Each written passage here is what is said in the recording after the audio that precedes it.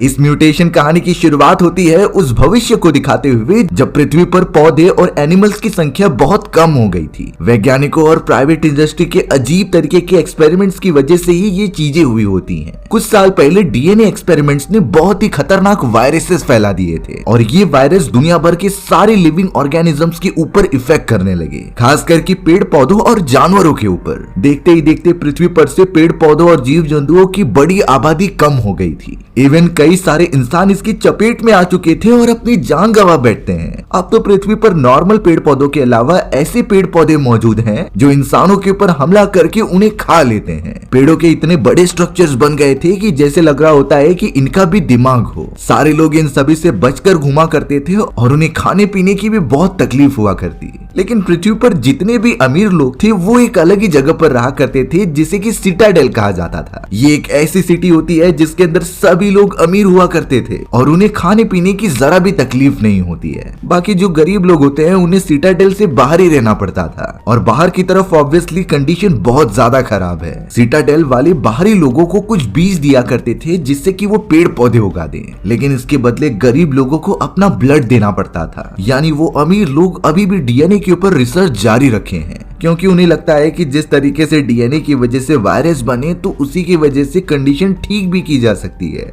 अब हमें यहाँ पर वेस्पर नाम की एक लड़की दिखाई गई। वेस्पर तो अपने बीमार फादर के साथ रहा करती थी और इस समय वो अपने और अपने फादर के लिए कुछ खाने के लिए ढूंढ रही होती है। वेस्पर को बड़ी मेहनत के बाद कुछ प्लांट्स के रूट्स मिल जाते हैं जिससे कि वो खा सकते थे। वेस्पर ने अपनी मदद के लिए एक रोबोट तैयार किया था जो उसकी सारी बातें मानता और उसके साथ रहता। वो तो अब अपने रोबोट के साथ सीधा निकल पड़ती है घर जाने के लिए। इन सारी चीजों के साथ वेस्पर को बायोलॉजी और एक्सपेरिमेंट्स में बहुत ज्यादा नॉलेज थी। उसने जितने भी सीड्स इकट्ठा किए थे वो उन्हें एक्सपेरिमेंट के लिए डाल देती है। यहाँ वेस्पर भी कोशिश कर रही थी कि वो किसी भी तरीके से वापस प्लांट उगाने में कामयाब हो जाए क्योंकि वो खतरनाक वायरस अभी भी कहीं न कहीं एनवायरमेंट में मौजूद है और जो भी नॉर्मल प्लांट उगता है तो वो उसे म्यूटेट करके कुछ अलग ही बना देता था। हमें तो यहाँ पर वेस्पर के फादर को दिखाया गया जो बहुत ज्यादा बीमार थे। उनकी हालत काफी ज्यादा खराब थी और पूरी बॉडी पैरालाइज हो चुकी होती है। फिर भी वेस्पर ने ऐसी मशीन बनाई थी जिससे कि उसके फादर को जिंदा रखा जा सके। लेकिन वेस्पर जब अपनी लेबोरेटरी में मौजूद थी तभी पता चला कि उसके घर में चोरी हो चुकी है। जिसने भी वहां पर चोरी की थी वो जनरेटर को खराब करके चला गया जिससे कि अब इलेक्ट्रिसिटी जनरेट ही नहीं हो रही। वेस्पर को जल्द से जल्द इलेक्ट्रिसिटी लानी पड़ेगी क्योंकि उसकी वजह से ही उसके फादर की वो मशीन चालू रहती थी। अगर मशीन ज्यादा समय तक बंद रही तो उसके फादर मर भी सकते हैं। इसीलिए वेस्पर तुरंत ही निकल पड़ी अपने अंकल से मदद मांगने के लिए जिनका नाम जोनस होता है। जोनस तो एक नॉर्मल बिजनेसमैन था। वो तो सिटाडेल के लोगों के लिए काम किया करता था। जोनस के पास काफी सारे बच्चे होते हैं और वो मजबूरी का फायदा उठाते हुए उन बच्चों का ब्लड लेता था और उन्हें सीड्स प्रोवाइड करता था और जोनस इन्हीं सारे प्योर ब्लड्स को सिटाडेल वाले लोगों को काफी ऊंची प्राइस में बेचा करता। वेस्पर तुरंत ही जोनस के पास आकर सारी कंडीशन बताती है और कहती है कि मुझे अपने फादर को बचाना होगा। तब जाकर जोनस वेस्पर को कहता है कि मेरे पास कुछ ऐसे सीड्स मौजूद हैं जो कि इलेक्ट्रिसिटी जनरेट कर सकते थे और तो और मैं तुम्हें कुछ बैटरीज भी दे दूंगा जिससे तुम अपने फादर की सुरक्षा कर सकती हो। लेकिन जोनस कहने लगा कि इसके लिए तुम्हें मुझे अपना ब्लड देना होगा। वेस्पर अपने फादर को तो सिर्फ बचाना चाहती थी इसीलिए वो इस बात के लिए मान जाती है। जोनस तो जल्द से जल्द वेस्पर का ब्लड निकाल लेता है पर अब जोनस ने कहा कि अभी वो बैटरी मेरे पास नहीं है तो मैं तुम्हें कुछ दिन बाद दूंगा। एक तरीके से जोनस ने वेस्पर को बेवकूफ बना दिया था। वेस्पर के जिद करने पर तो अब उसे उठाकर बाहर फेंक दिया जाता है। बाकी सारे बच्चे भी वेस्पर का मजाक उड़ाया करते थे इसीलिए वो उनसे ज्यादा घुलती मिलती नहीं थी। लेकिन वेस्पर इस तरीके से अपने फादर को मरने तो नहीं दे सकती थी, इसीलिए कुछ देर बाद वो चोरी चुपके जोनस के घर में घुस जाती है। उसने जल्द से जल्द पावर जनरेटर वाली बैटरी को उठा लिया और उसके साथ साथ वहां कई सारे सीड्स मौजूद थे। उसने तो वो भी ले लिया होता है अपने एक्सपेरिमेंटल पर्पस के लिए। जल्द से जल्द घर पर पहुंचकर उसने सेटिंग्स किए और अपने फादर की उस मशीन को एक्टिवेट किया जिससे कि वो सांस ले सके। वेस्पर के पास वो सारे सीड्स भी मौजूद हैं इसीलिए वो सोचने लगी कि मैं इसके ऊपर एक्सपेरिमेंट करके इसे अनलॉक करती हूँ क्योंकि ये सीड्स इतने एडवांस थे जिसे कि सिटाडेल वाले ही अनलॉक कर सकते थे। लेकिन वेस्पर को इस बात पर भरोसा था कि वो इसे अनलॉक कर लेगी और एक दिन ऐसा आएगा जब वो अपने फादर को लेकर उस सिटाडेल नाम की सिटी के अंदर रहने जाएगी। वेस्पर तो अपने एक्सपेरिमेंट्स की बदौलत बहुत ज्यादा ट्राई कर रही थी कि वो इन सारे सीड्स की मदद से अच्छे पौधे उगाए जो इन लोगों के खाने लायक हों। वेस्पर तो अब यहाँ पर और ज्यादा सीड्स जमा करने के लिए बाहर की तरफ चली गई थी। उसके साथ जो रोबोट होता है उसके अंदर उसके फादर की आवाज आती थी, क्योंकि इस तरीके से वेस्पर अपने फादर से भी बात कर लेती और उन्हें कहीं बाहर आने की जरूरत भी नहीं पड़ती। वो दोनों इसी तरीके से अब फॉरेस्ट में अलग अलग जगहों पर सीड्स ढूंढने लगे थे। पर तभी अचानक वेस्पर की नजर एक घायल पड़ी हुई लड़की की तरफ जाती है, जिससे कि खून चूसने वाले पौधे बहुत ही बुरी तरीके से मारते जा रहे थे। वेस्पर तुरंत ही उस लड़की को जाकर बचाती है, जिसका नाम कैमेला था। कैमेला बहुत ज्यादा घायल थी और उसकी सारे बॉडी पार्ट्स पर खून के धब्बे लगे हुए थे। कैमेला बेहोश होने वाली थी, लेकिन वो वेस्पर को समझाती है कि मैं सीटाडेल सिटी से बिलोंग करती हूँ।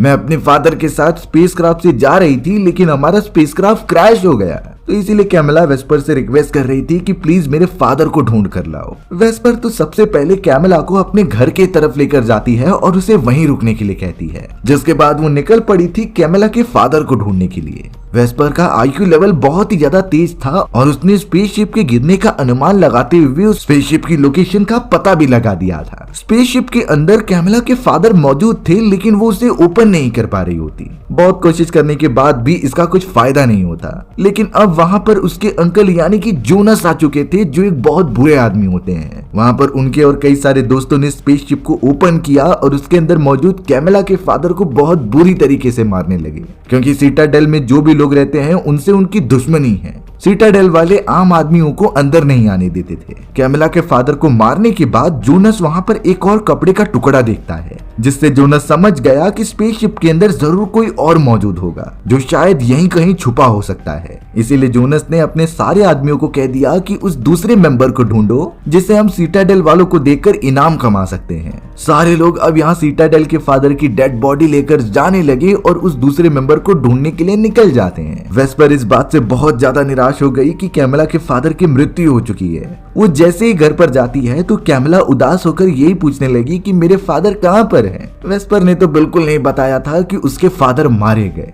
वो बहाना कर देती है कि तुम्हारे फादर मुझे मिले ही नहीं। वेस्पर तो सीधा अपने भी फादर को जाकर इस बारे में बता देती है कि हमारे घर में कैमेला नाम की एक लड़की है जो कि सीटाडेल सिटी से आई है। वेस्पर के फादर उसे समझाने लगे कि हम ज्यादा टाइम तक कैमेला को यहाँ पर नहीं रख सकते, हमें चोरी चुपके सीटाडेल वालों को कॉल करना होगा और बताना होगा कि उनका एक मेंबर यहाँ मौजूद है, जिससे कि वो सही सलामत कैमेला को यहाँ से लेकर जाएं। वेस्पर को सब कुछ पता होने के बावजूद भी वो कैमेला से सारी बातें छुपा रही थी। अब यहाँ कैमेला कुछ दिनों तक वेस्पर के साथ ही रहती है और उसके सारे चोट ठीक होने लगे थे। सबसे बड़ी बात कि कैमेला को वेस्पर के ऊपर भरोसा हो गया था और वो उसके साथ सेफ फील करती थी। अब यहाँ एक दिन वेस्पर कैमेला को अपनी उस लेबोरेटरी में लेकर जाती है, जहाँ पर वो सीड्स और पौधों के ऊपर रिसर्च किया करती। उस जगह पर तो वेस्पर द्वारा उगाए गए सीड्स की मदद से बहुत सारे अलग अलग प्रजातियों के पेड़ पौधे दिखाए जाते हैं, लेकिन इनमें से अभी तक ऐसा कोई भी पौधा नहीं है जो इंसानों के खाने लायक है और उनके खाने का एक सोर्स बन सकता है। कैमेला भी तो वेस्पर के साथ मिलकर उन सारे प्रजातियों के पेड़ पौधों को बड़े ध्यान से देखने लगी थी, और तो और उनमें से कई सारे पेड़ पौधे बहुत ब्यूटीफुल होते हैं। धीरे धीरे वेस्पर और कैमेला की बॉन्डिंग बहुत ही अच्छी होने लगी थी। वो दोनों एक दूसरे को अच्छे दोस्त मानने लगे थे और एक साथ ही रहने का डिसाइड करते हैं। लेकिन यहाँ पर वेस्पर को ये नहीं समझ रहा था कि कैमेला तो सीटाडेल सिटी से बिलोंग करती है, वो सिटी जहाँ पर सारी रिसोर्सेज बहुत ही अच्छी तरीके से मौजूद हैं। फिर आखिरकार कैमेला उस लग्जरियस जगह पर रहने के बजाय यहाँ क्यों रहना चाहती थी? इसका रीजन तो वेस्पर को पता नहीं होता, लेकिन फिलहाल के लिए वो कैमेला को अपनी फैमिली मान रही होती है। वेस्पर के पास एक किताब भी मौजूद थी, जिसके अंदर उसने कई सारे जानवरों के चित्र बनाए होते हैं। वेस्पर ने जब उन चित्रों को कैमेला को दिखाया तो कैमेला एकदम चौंक गई, क्योंकि ये सारे जानवर तो सीटाडेल में मौजूद हैं, जिन्हें वेस्पर ने आज तक नहीं देखा। वो उसे सारे जानवरों के बारे में बड़े अच्छे से बताने लगी। कैमेला यहाँ पर वेस्पर को समझाती है कि सीटाडेल के अंदर जानवरों के लिए बहुत अच्छी जगह है, तो वो श्योरली कह सकती है कि वेस्पर और उसके फादर को भी सीटाडेल में जगह दी जाएगी। तुम उनके लिए बहुत सारे एक्सपेरिमेंट और काफी अच्छी टेक्नोलॉजीज बना सकते हो और इसके बदले वो तुम्हें रहने की परमिशन दे सकते हैं। लेकिन अब यहाँ कैमेला ने वेस्पर को एक ऐसे एडवांस रोबोट्स के बारे में बताया जिन्हें कि जक्स कहा जाता था। सीटाडेल के अंदर जो वैज्ञानिक मौजूद थे, उन्होंने इंसानों के ऊपर काफी एक्सपेरिमेंट्स किए। जो लोग मर जाते थे उनके बॉडी को रोबोटिक सिस्टम से कनेक्ट करने के बाद एक ह्यूमनॉइड बनता था, और उन्हें ही जक्स कहा जाता है, जिनकी मदद से सीटाडेल वाले लोग अपना काम करवाते थे। यानी कि जक्स नाम के वो ह्यूमनॉइड्स उनके गुलाम होते हैं। छोटे से छोटे काम भी वो उन जग्स से कराया करते। यानी एक तरीके से उन जग्स के लिए सिटाडेल के अंदर रहने के बावजूद भी वो एक हेल बन चुका था। अब यहाँ वेस्पर को पता था कि कैमला को हमें वापस उसकी सिटी में भेजना होगा क्योंकि यहाँ उसकी जान को खतरा है, लेकिन वेस्पर के पास कोई भी ट्रांसमीटर या फिर कम्युनिकेशन डिवाइस नहीं है जिससे कि वो सिटाडेल सिटी वालों से कांटेक्ट कर सके। वो सारे डिवाइसेस उसके अंकल जोनस के पास मौजूद थे, इसीलिए वेस्पर तुरंत ही उनके घर की तरफ चली गई जिससे कि वो कम्युनिकेशन डिवाइसेस ले सके। वेस्पर चोरी चुपके जब अपने अंकल के कमरे में घुसती है तब अचानक उसने देखा कि जोनस उसके ही ड्रोन में कुछ चेंजेस कर रहा है, क्योंकि यहाँ जोनस को पता चल गया था कि वेस्पर ने उसके कमरे से बहुत सारी चीजें चुराई हैं। वेस्पर बहुत ज्यादा गुस्सा होने लगी और अपने ड्रोन को लेकर वहां से भाग जाती है। उसने ड्रोन को उड़ाकर चेक करने की कोशिश की, लेकिन जोनस के कुछ अजीब तरीके के चेंजेस करने के कारण वो अब ठीक से उड़ भी नहीं पा रहा होता। वेस्पर अब जैसे ही ड्रोन को लेकर वहां से निकलती है तो उसके सामने जोनस के कई सारे आदमी आ गए थे। उन्होंने वेस्पर को बहुत बुरी तरीके से पकड़कर एक स्टैंप लगा दिया, जिससे ये बात प्रूफ हो जाती है कि अब वेस्पर भी जोनस के गुलाम है, यानी कि वो अब सिर्फ जोनस के लिए काम करेगी। वेस्पर को ये बिल्कुल अच्छा नहीं लग रहा था, लेकिन फिर भी वो अपने डैमेज हुए ड्रोन को लेकर घर पर पहुंचती है। उसने सारी बातें कैमला को बताई और कैमला तो उसे एक बड़ी बहन की तरह सपोर्ट कर रही थी। वेस्पर तो कैमला को पकड़कर बहुत ज्यादा रोने लगी, इसलिए नहीं कि उसका ड्रोन डैमेज हो गया था, बल्कि इसलिए क्योंकि वेस्पर ने कैमला से झूठ कहा होता है कि उसके फादर जिंदा हैं। अब वो उससे ज्यादा झूठ नहीं बोल सकती थी, इसीलिए वेस्पर तुरंत ही कैमला को लेकर उस जगह पर चली गई जहां उसके फादर की डेड बॉडी मौजूद होती है। कैमला अपने फादर को इस तरीके से मरा हुआ देखकर बहुत ज्यादा रोने लगी और उन्हें पकड़कर खींच रही होती है, लेकिन अब ये रियलिटी को उन्हें एक्सेप्ट करना होगा कि उसके फादर अब नहीं रहे। वेस्पर किसी भी तरीके से कैमला को पकड़कर किनारे पर लाती है और उसे समझाने की कोशिश करती है, पर अब यहाँ वेस्पर ने नोटिस किया कि कैमला अजीब तरीके से रो रही है। ऐसा लग रहा था कि वो कोई रोबोट है। वेस्पर जब कैमला के पीठ के ऊपर देखती है तो उसे कुछ ओपनिंग्स दिखाई दी, जिससे ये कंफर्म हो चुका था कि कैमला कोई इंसान नहीं बल्कि वो एक ह्यूमनॉइड रोबोट है। यहाँ जाकर कैमला सच्चाई बताने लगी कि वो और उसके फादर एक रोबोट हैं, यानी कि सिटाडेल में काम करने वाले गुलाम जिन्हें की जग्स कहा जाता था। हालांकि सिटाडेल में कई सारे जग्स बनाए जाते हैं, पर उनकी टेक्नोलॉजी अब बहुत ज्यादा एडवांस कर दी गई थी और एडवांस टेक्नोलॉजी वाले रोबोट्स को बनाना वहां इलीगल माना जाता था। कैमला और उसके फादर के अंदर जो टेक्नोलॉजी इंक्लूड की गई थी उससे वो खुद भी सोच सकते थे, और सिटाडेल वाले बिल्कुल नहीं चाहते कि ऐसे रोबोट्स और बनाए जाएं जिससे कि कभी आगे चलकर वो विद्रोह कर दें। इसलिए सिटाडेल वालों ने कैमला और उसके फादर को जान से मारने का आदेश सुना दिया। कैमला के फादर ये बिल्कुल नहीं चाहते थे, इसीलिए उन्होंने अपनी बेटी को स्पेसशिप में बिठाया और वहां से निकल गए, जिसके बाद उनकी स्पेसशिप डायरेक्टली आकर क्रैश लैंड हो गई।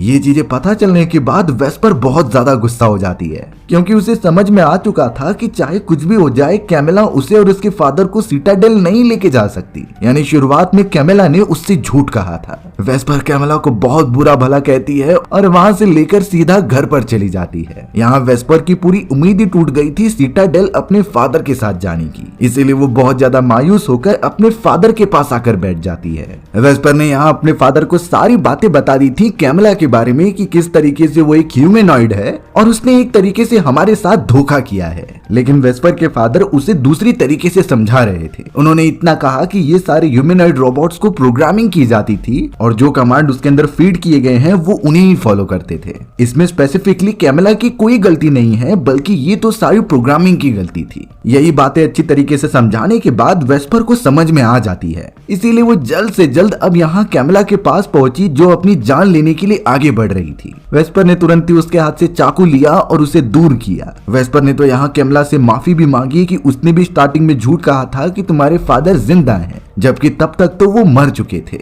वेस्पर और कैमला दोनों ही एक दूसरे के गुनहगार थे, इसीलिए वो दोनों एक दूसरे को माफ कर देते हैं। वेस्पर ने तो अब कैमला को समझाया कि मैं तुम्हारे सेल्स का यूज करके उन सारे सीड्स को अनलॉक करने की कोशिश करूंगी। दोनों ही तुरंत लेबोरेटरी में चले जाते हैं और वेस्पर ने कैमला के थोड़े से सेल्स लेकर उसके ऊपर रिसर्च करना स्टार्ट किया, पर यहाँ उसे पता चलता है कि कैमला के भी सिस्टम में कई सारे ऐसे वायरसेस हैं जो कि उसके सिस्टम में घुसने की परमिशन नहीं दे रहे थे। हर बार ट्राई करने पर भी वेस्पर उसमें कामयाब नहीं हो पाती।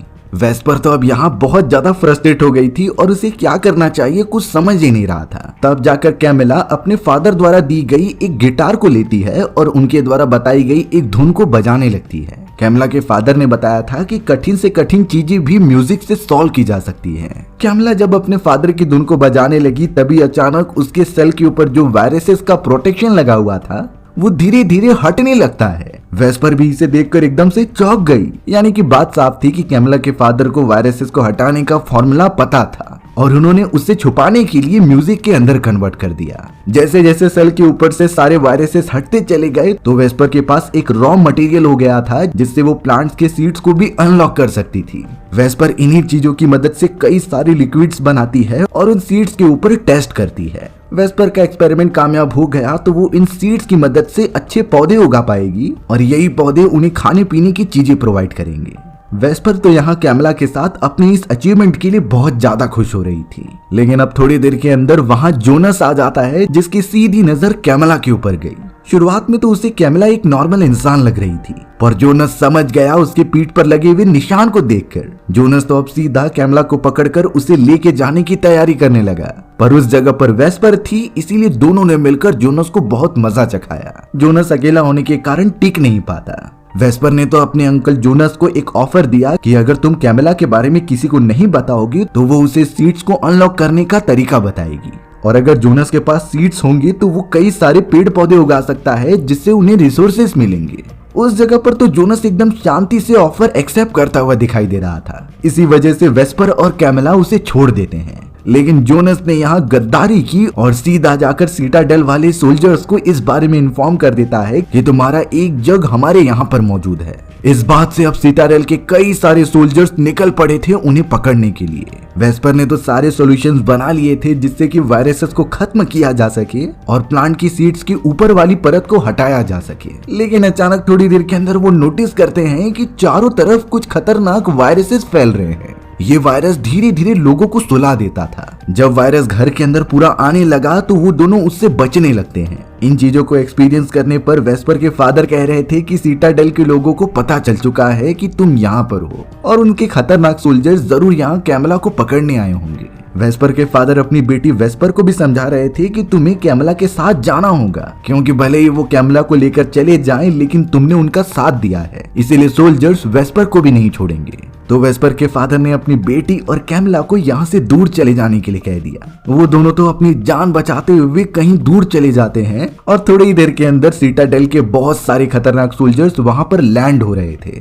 उन सोल्जर्स ने तो सबसे पहले जोनस के ऊपर हमला करके उसे मार दिया, क्योंकि जोनस तो पहले से ही सीटाडेल के लोगों के खिलाफ काम करता था। अब यहाँ सोल्जर्स वेस्पर के घर में घुसते जा रहे थे। यहाँ वेस्पर के फादर को पता था कि ये सभी सोल्जर्स मुझे भी मार देंगे, इसीलिए उन्होंने पहले ही अपने ड्रोन के अंदर एक ऑटोमेटिक बॉम्ब फिट कर दिया होता है। जैसे ही बहुत सारे सोल्जर्स उनके कमरे में इंटर करते हैं तो वो बॉम्ब ब्लास्ट हो गया था। वेस्पर के फादर के साथ साथ कई सारे सोल्जर्स ने अपनी जान गंवा दी। धमाका होने पर जब ये बात वेस्पर को पता चली तो वो बहुत ज्यादा रोने लग गई थी। कैमला वेस्पर को उस समय संभालती है और वहाँ से दूर लेकर जाती है। कुछ सोल्जर्स जो कि बचे रह गए थे वो अब उन दोनों के पीछे आने लगे, इसीलिए अब कैमला और वेस्पर उस डार्क फॉरेस्ट के और भी ज्यादा अंदर जाने लगे। ये एक ऐसा डार्क फॉरेस्ट होता है जहाँ पर कई खतरनाक पेड़ पौधे रहते थे। इन पेड़ पौधों का काम था जितने भी जीव जंतु यहाँ से गुजरे तो उन्हें जान से मार देना। सोल्जर्स जो कि गन लेकर जब उस फॉरेस्ट में घुसते हैं तो कई छोटे छोटे कीड़े उन्हें जान से मारने लगे थे, लेकिन उन सोल्जर्स के पास वेपन मौजूद थे जिससे वो अपनी प्रोटेक्शन कर सकते थे। उन सोल्जर्स का आना रुक नहीं रहा था, जिससे कि कैमला वेस्पर को समझाती है कि जब तक वो लोग मुझे ना पकड़ लें तब तक वो हमारा पीछा नहीं छोड़ेंगे, इसीलिए मुझे उनके पास जाना ही होगा। वेस्पर ऐसा बिल्कुल नहीं चाहती थी और वो इसकी परमिशन कैमला को नहीं देती, लेकिन कैमला यहाँ समझ चुकी थी कि वेस्पर की जान बचाना जरूरी है, इसीलिए उसने वेस्पर को किस किया और उसे वहीं पर बेहोश कर दिया। वेस्पर को एक सेफ जगह पर छुपाकर कैमला वहां से सोल्जर्स की तरफ निकल पड़ती है। कैमला ने अपने आप को सरेंडर कर दिया था और सोल्जर्स उसे पकड़कर अपने साथ सीटाडेल में लेकर जाने लगे। कुछ घंटों बाद जब वेस्पर की आंखें खुली तो कैमला वहां से जा चुकी थी। वेस्पर जब अपने धीरे धीरे घर के पास आती है तो घर पूरी तरीके से जल चुका था। उसके फादर भी अब नहीं रहे। वेस्पर को इस बात से बहुत बुरा लग रहा था कि वो अब जिंदगी में अकेली हो चुकी है, लेकिन वेस्पर के पास वो सारे सीड्स मौजूद थे जिसे कि उसने अनलॉक किया था। वो उन्हीं सीड्स को उस जगह पर लगाने लग जाती है जिससे कुछ टाइम में वहाँ अच्छे खासे पेड़ पौधे उगेंगे। थोड़ी देर के अंदर अब वहाँ कुछ लोग आते हैं जो जोनस के गुलाम हुआ करते थे, लेकिन अब जोनस के मरने के बाद वो सभी आजाद हो चुके हैं। वेस्पर तो अब उन सारे स्ट्रेंजर्स के साथ मिल जाती है और उनके साथ आगे चलने लगती है। कुछ दूरी तय करने के बाद वेस्पर और उसके साथी एक ऐसी जगह पर पहुंच गए जहां लोग अपना मुंह ढक कर रहा करते थे। वेस्पर यही सोचने लगी कि जरूर ये सारे लोग वायरस से इन्फेक्टेड हो चुके होंगे, इसीलिए वो अपनी बॉडी को कवर करते थे। वेस्पर उनके कबीले में आने के बाद बहुत सेफ फील कर रही थी, क्योंकि ये लोग इन्फेक्टेड हैं, इसीलिए सिटाडेल के सोल्जर्स इनके पास नहीं आते।